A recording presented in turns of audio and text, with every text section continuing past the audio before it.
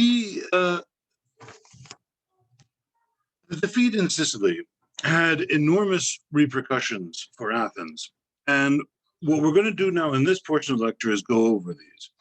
First, I would like to look at the results of Athens' great defeat and how it led to the imposition of oligarchy in the year 411 BC. Then we'll take a look at Aristophanes' play, the Lysistrata, with its plot of women in Greece going on a strike to force the men to end the war. And then third, and finally, I'm going to discuss the oligarchy of 411 BC in some detail, its fall and its immediate aftermath. So let's begin with the aftermath of the Sicilian expedition. Thucydides blames Nicias's inactivity, apathy, and his general bungling for the catastrophe in Sicily. And for once, it's hard to disagree with Thucydides, but we cannot deny credit to Syracuse for destroying so powerful an invader. This wasn't a small contingent of Athenian vessels. It was almost everything the Athenians could have thrown at the Syracusans. So the Syracusans' defeat of the Athenian fleet was on a par with the Athenians defeating the Persians at Marathon. And think of the flip side of this. How would the Greeks have felt now that the Athenian navy, which had enjoyed such a long run of success, had lost? Nevertheless, the Athenians had contributed greatly to their own failure. Yes, we can pat the Syracusans on the back, but look at Athens' role in its failure as well. For example, it wasn't the wisest of moves to give command of the first fleet to three men who had such different ideas that they couldn't agree on anything. Two of them, Alcibiades and Nicias, openly hated each other. Nicias also had been against the expedition from the outset, so how much effort was he really going to put in? He's also into omens and portents. Just imagine if he had given orders for the fleet to sail rather than be swayed by that lunar eclipse. The Athenians would have made it back home, probably. Nicias was the type of guy who would start to break half a mile before a green light, just in case it changes to yellow in the next 5 minutes. You can't entrust a person like that with a huge undertaking. It certainly wasn't wise, as events proved, to force Alcibiades off the scene. And I tend to think that Alcibiades could have pulled it off. He could have pulled off victory in Sicily. Yes, he was looking out for himself, and he did steer Athens towards involvement in Sicily for his own agenda for military glory. But there's something about him that makes me think that left to his own devices, he could have done it. He could have had victory and pulled it off. Certainly the fleet that the Athenians took with them was more than enough to conquer Sicily. Alcibiades had ample manpower. And his plan of coaxing Sicilian cities to the Athenian cause was a good one. In fact, so too was Lamachus's idea of hitting the Syracusans before they knew what was happening. But then we had the overly cautious Nicias. There were the Athenians themselves, or rather the Athenians in the ecclesia, to blame. Could they really have made the sorts of informed decisions that were necessary to mount and run what turned out to be a long mission, nearly 3 years in effect? Evidently not. Nicias's caution in his speeches of 416 was justified, but the people were too blown away at that time by the rhetoric of Alcibiades, war fever, to think about what Nicias was really saying.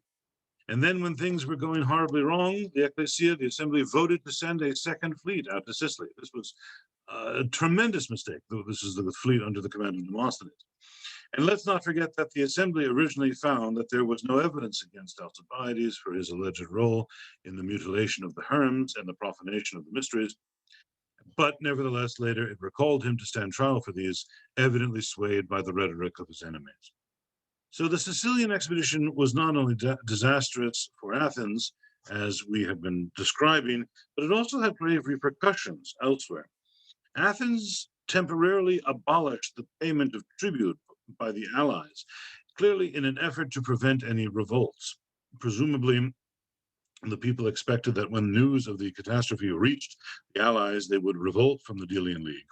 Yet, you could count the number of allies that did revolt on one hand. Places like Rhodes, Miletus, Chios, all of these places over in the Eastern Aegean. Ephesus, and these places were encouraged to do so by that same renegade Alcibiades. So if he hadn't been around, that is, if he hadn't been kind of, if Athens hadn't made him into an enemy, perhaps they wouldn't have revolted at all. Again, we can't help but think that despite the Athenian oppression of their allies, these states were getting a lot out of the empire, enough out of it that they didn't want it to collapse. And besides, there was no other state that could take over its headship anyway. The economic benefits, despite Athens's extortionate practices of foros, nevertheless it was beneficial for the member states. Now, with Athens' fleet all but annihilated and tens of thousands of troops dead, the city was on its knees again. This is the same situation as when the plague had struck in 429 BC, but in 413 BC, the Athenians would not have been able to do anything about a widespread allied revolt. They had virtually no fleet left. Massive manpower shortages now. But there wasn't this allied revolt. And as I've tried to indicate, the economic upsides of being in the league seem to have outweighed the downsides for Athenian rule. And that's very lucky. It's very lucky indeed for Athens. But this is the point where the Spartans could definitely have moved in for the kill. War could have ended in 412. Athenians were on their knees, Sparta was on top, but for some reason the Spartans didn't follow up the Athenian disaster in Sicily, and I don't know why. Nobody does. The Athenians were resilient, so the Spartans couldn't have thought that they would just curl up and die. No matter what would happen, they certainly were going to be bouncing back whenever they could. And the fact that Sparta didn't press home its advantage at this time gave Athens the chance to regroup. Not that the road ahead was going to be easy, and it certainly wasn't, especially because of Alcibiades. Thanks to him, Sparta, for instance, finally began building a fleet of 100 triremes, and it solicited an alliance with Persia, of all places, an alliance that was finalized the following year in 412. Alcibiades, just as a small little footnote there, so he's running around doing all these things pro-Sparta, but his asylum in Sparta proved costly to the Athenians, that's for sure. He ultimately, actually at this time, he persuades the Spartans to make an alliance with Syracuse, as we talked about before, and also in the year 413, it successfully persuaded the Spartans to establish an enclave on Athenian soil. And that is why a Spartan force under King Aegeus invaded Attica and occupied a place called Decelea, which is 24 miles or so from Athens on the Attic Peninsula. So this is very uncomfortably close to the city itself. Holding Decelea meant that the Spartans didn't need to worry about annual invasions anymore because they now had a permanent base in Attica, and that meant that they could venture out from Decelea at any time of the year. They could devastate the Attic crops, and they could even attack Athens itself. Bad enough as these things were, Alcibiades' brokering of negotiations between Sparta and Persia was going to lead to an alliance between these two powers that would be a turning point in the war. In fact, we might argue that it's as big a turning point as, say, the Battle of Salamis was in the Persian Wars. Persian involvement in Greek affairs and the Athenians' need to retain their allies along the coast of Asia Minor were the main reasons why the Athenians cobbled together yet another fleet. The base of this new fleet was no longer the Piraeus of Athens, that is the harbor of Athens, but at Samos. Okay, now Samos is off the coast of Asia Minor, and the theater of war now was going to switch to this part of the world. It's truly amazing, isn't it, how the causes of the Peloponnesian War occurred in the Greek mainland and Corcyra, off the coast of what is modern-day Albania, right over here. But nevertheless, as time moves on, then we go to Sicily in the Western Mediterranean, and now over to the Eastern Mediterranean in the off of Asia Minor. So we really spread out in this war, and no one, I think, at the beginning of it would have foreseen that. Alcibiades, for his part, wasn't going to be welcome in Sparta much longer, because, as it turns out, when King Aegeus was off fighting the Athenians in Decelea, he got a message from back home in Sparta that his wife was pregnant. And I almost can imagine him sitting there counting the number of months he had been away on his hands and realizing that it couldn't be his. And indeed, yes, Alcibiades was having an affair with his wife. not a good thing. Alcibiades was forced to leave and fled to Asia Minor. And he was sort of running out of options by this point. And so he began a plan to be recalled to Athens. Only a change of government, though, could allow him to return. After all, it was the democracy that had wanted to put him on trial, and he had fled while he was being escorted back to Athens for trial. So he evidently couldn't return under a democracy, but a change of government was a different thing. So in the ineptitude of the democracy that led to the Sicilian disaster and Alcibiades' desire to return home, we combine those two things and we get the genesis of an oligarchical coup that Athens suffered in the year 411. Now, for some time, there had been in Athenian political life an element that desired some restrictions on the power of people. And I'm not just talking about the Areopagus here. We see this evident in the year 413 when a committee had been set up of 10 men. This committee of 10 was called the Proboloy, and they had some sort of decision-making power. We can't say they were oligarchs in the strict sense, but the assembly, because the assembly still met and functioned as before. But the establishment of the Proboloy indicated that even among the Athenians, there were some who knew that the democracy wasn't running the war properly, and of course it wasn't. And in the year 411, before this coup, this oligarchical coup that I'm going to be spending time on talking about right now, Aristophanes, the famous playwright, comic playwright, produced his bitter comedy, the Lysistrata. His writing is in a genre known as old comedy that had as its emphasis a lot of bawdiness and psychological humor. And I'm now going to basically give you sort of a little indication of this one particular play. His comedies are interesting because they give an exciting window into what the Athenians were talking about at the time, as does a comedy really of any time. Particularly an old comedy of Athens. The new comedy would be very apolitical. And there was even kind of an apolitical form of comedy in Athenian, at this time too, in Athens, known as the satyr plays.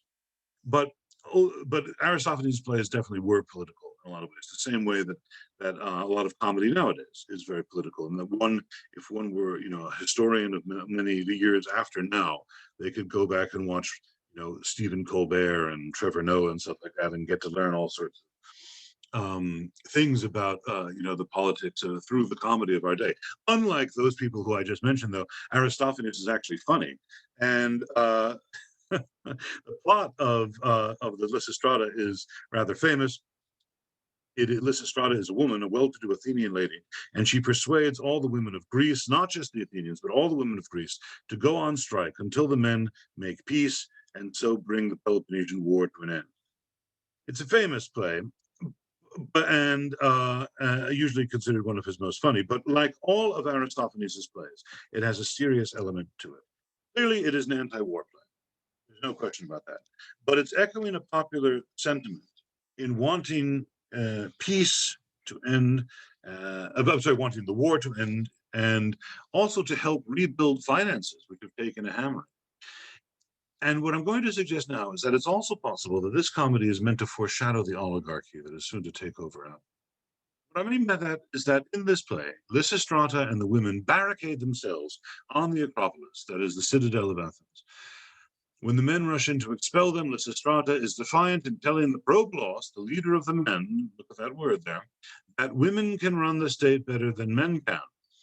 And after all, says Lysistrata, women run their households efficiently and effectively, and so they could manage the polis in the same way. In the process, says Lysistrata, the women could weed out corruption in society, just as they do when they spin wool. And she uses some technical language here that is out of the dirty and tangled state in which women get their wool from the lamb, the sheep shearers. They stretch it out, they spin it, and they produce this beautiful, clean product. So the men should know that women could achieve the same thing if they applied the same methodology to running society. And what Lysistrata is saying is that a different regime could change the polis for the better, given that the democracy has essentially ruined the treasury. It has depleted Athenian manpower, and it is responsible for a disastrous foreign policy. If the play wasn't meant to suggest a change of government, then certainly we have an amazing coincidence given its plot and the fact that a change of government will happen almost immediately afterwards. In a nutshell, then, Lysistrata is simply saying it is time for a change. Imagine if we women took over the polis, we could run it more effectively, run it like our homes. She's also saying about corruption, we could take the dirt that is now Athenian society, that is the corruption in society, we could thin it out like we do wool and produce something that is clean and that is non-corrupt. And it is this change in regime, of course, that the Athenians will experience in just simply a few months' time. Is it a coincidence, then, that at the heart of this anti-war play is this theme of change of regime? I don't think so. This is really what Lysistrata is advocating. This change of regime, of course, put it in the guise of women running the state as opposed to men. And that wasn't to happen, but a change of regime certainly would.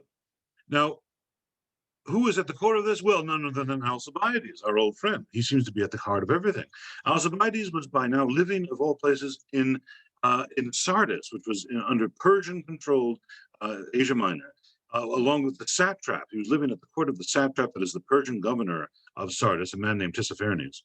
And this same Tissaphernes had made an alliance with Sparta sometime before, but Alcibiades now let it be known in Athens that he could persuade Tissaphernes to ally with the Athenians and to give them money to use against Sparta.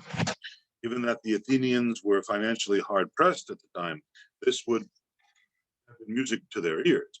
But of course, there was a condition. Alcibiades could only get Tissaphernes on board if Athens were an oligarchy. Then he, Alcibiades, could be recalled. Isn't it beautiful? The Persians favored oligarchies, you see. And so if Athens were an oligarchy, the Persians might well come over to the side of the Athenians. They weren't right now because of the direct democracy. Tissaphernes, of course, wouldn't do any of these things that Alcibiades said he would. But by the time the Athenians found this out, it was too late. They already had set up the new oligarchy. And so it is to that eventuality that I want to turn to my kind of third and final portion, for this portion of the lecture, the oligarchy of 411. There's so much going on in these years, isn't there? Well, in June of 411 BC, an Athenian named Pisander engineered a bloodless coup in Athens, and he did this with the approval of the assembly, because it was the assembly that voted to set up a committee of 400 with absolute power to govern Athens. And this oligarchy, which is what it was, is commonly called the rule of the 400.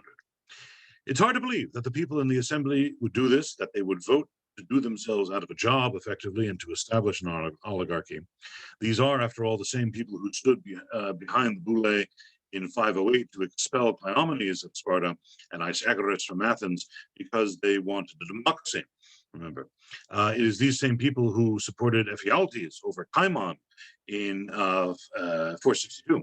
But we'll see in a matter of minutes that the composition of this assembly, the one that voted for the 400, was quite different from the good old days. And this helps us understand, I think, why the people abolished themselves, so to speak. There were some affinities with the Solonian constitution here. First, the Committee of 400 echoed the Boule of 400. Then there was the power lying in the hands of the moderates. These would be the hoplite class, as opposed to the mass of the poorer people, who would be the Thetes. In fact, the Thetes were disenfranchised in this year 411 because the 400 instituted a wealth requirement as the basis of citizenship. We know that only 5,000 Athenians met this requirement for citizenship. The Thetes did not. So we've actually stepped back quite a bit in terms of democracy. What we're looking at was a return to the time before Ephialtes of 462. It was a return to Cimon's moderate democracy of the 460s, in which the Thetes were the rowers in the fleet, and they hadn't any real political voice because it was the hoplites, that middle stratum of society, that packed the assemblies and in voting made policy. But in these times, Athens hadn't suffered any catastrophe, and it is this message that the 400 preached. There would be no Sicilian disaster if there hadn't been the Ephialtic Revolution of 462, if there hadn't been a direct democracy. Times had changed, and so regimes should change. The oligarchs did start out trying to increase Athens's financial reserves, as well as its general well-being. However, it was very soon obvious how much power they had. For example, they abolished state pay, and they also dismissed the boule, though they did pay off its members when they did so. An oligarchy could hardly have a key democratic organ like the boule that met virtually every day, functioning at the same time. However, splits soon occurred in the ranks of the oligarchs over policy towards Sparta. Some of the oligarchs wanted to send an embassy to Sparta in 411 to discuss a peace settlement, regardless of what the terms imposed on Athens would be. But other oligarchs wanted to attack the Spartans and bring them to battle. So it's a bit like the Nicias versus Alcibiades debate all over again. And as with those two, the splits in the ranks of the oligarchs were irreconcilable, and they began to affect the rule of the 400 detrimentally. Since the 400 had been set up to fix the war, what was happening now, given the splits in their ranks, wasn't going to augur well for their continuation in the future. Because a bigger problem for the oligarchs was the fact that the Athenian fleet was now based in Samos. As I've been saying, although political power was now in the hands of the 400 and citizenship was open only to moderates or hoplites, the men stationed with the fleet at Samos were the equivalent of the thetes in the pre-Ephialtic constitution. These men, that is, the men with the fleet, would have been against the loss of their political power in 411, despite how, in effect, they had run things into the ground. The fact that the ecclesia was so effortlessly consigned, now it really consigned itself to the back burner when it created this Council of the 400, was because so many of the rowers were not in Athens. Thetes that rowed the boats, they were in Samos. In other words, they weren't at the assembly in Athens, and this may well have been another reason to station the fleet at Samos, well away from Athens, get them out of there, right? So that these men couldn't vote against the oligarchy. Well, furious at what the 400 were doing in Athens, the Athenians at Samos decided to elect their own strategoi, and so they flew in the face of the 400. What the Athenians at Samos had done was essentially reconstitute the ecclesia, reconstitute the assembly.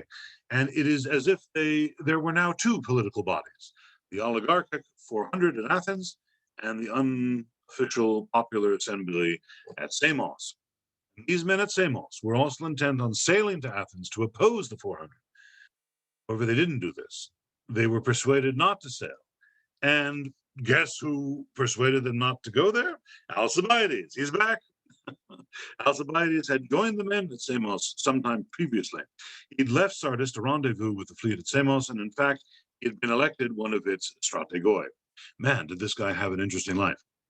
But the era of the 400 was fast drawing to an end anyway. When the oligarchs proved to be no different from the democracy in running the war, or rather not running it better, the people in Athens had had enough. The attempt to make peace with Sparta never eventuated, so the 400 had failed there. And to make matters worse, Euboea, which is the island to the east of Attica, revolted from the Athenian League. This island was so strategically vital to the Athenians because of its close proximity to the eastern Attic coastline and the supply route, that the loss of Euboea was something kind of like the final nail in the coffin for the 400. And so, in September of 411, the well-being of Athens passed into the hands of a different group of oligarchs, the so-called 5,000. And these would be the citizens who remained after the 400 had imposed a property qualification, which excluded the Thetes. These 500 men would rule Athens until June 410, so the 400 really only in power a few months. This new regime, the 5,000, issued a recall of all exiles, and guess who was included? Alcibiades, although he didn't actually return to Athens yet. It's this government, its rule of the 5,000, that Thucydides describes as the best of his lifetime, in his opinion, because he says, quote, it was a moderate blending of the few and the many. He uses this very loaded word here, homonoia.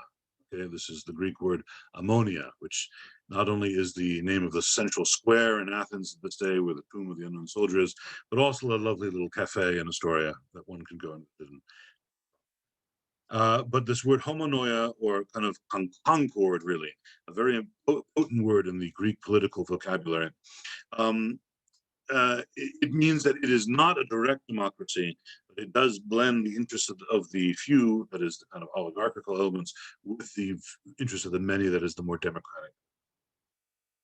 But in June of 410, the constitution of the 5,000 came to an end, and direct democracy was restored. So by the end of 410, we had the assembly and the boule up and running again. Pay for political office was reintroduced. The hostile contingent of Athenians that manned the fleet at Samos was appeased. They were happy again. So it looked as if life were returning to normal, whatever that was.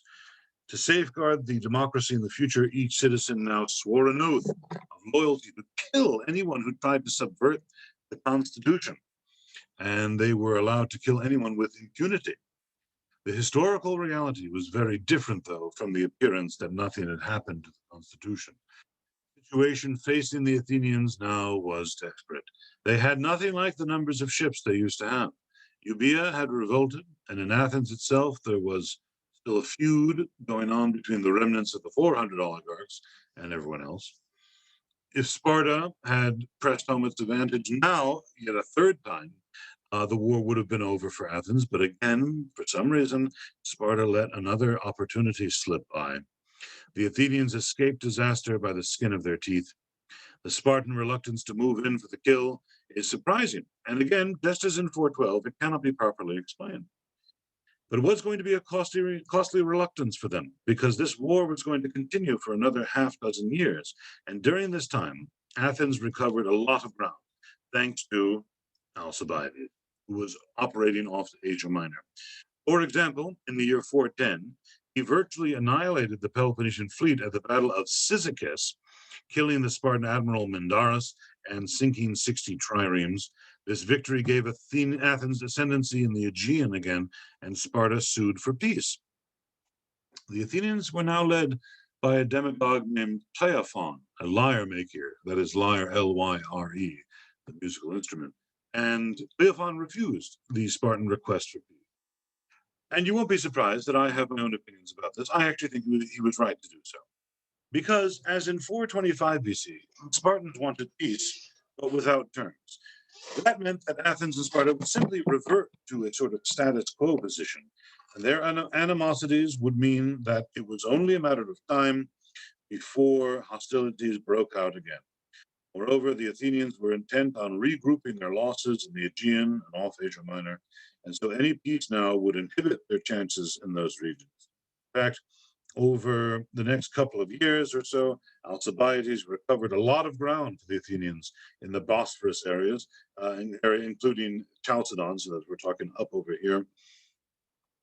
And I think Cleophon was right to persuade the Athenians to say no.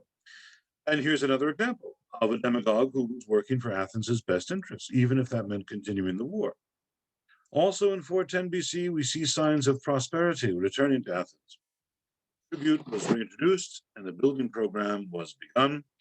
It included a new temple to Athena and Erechtheus, kind of a mythological king of Athens, semi-mythological, that stood next to the Parthenon on the Acropolis. It's what became known as the Erechtheum. Unfortunately, though, any victories that the Athenians were enjoying would be short-lived, because the end of the war was now starting to loom on the horizon.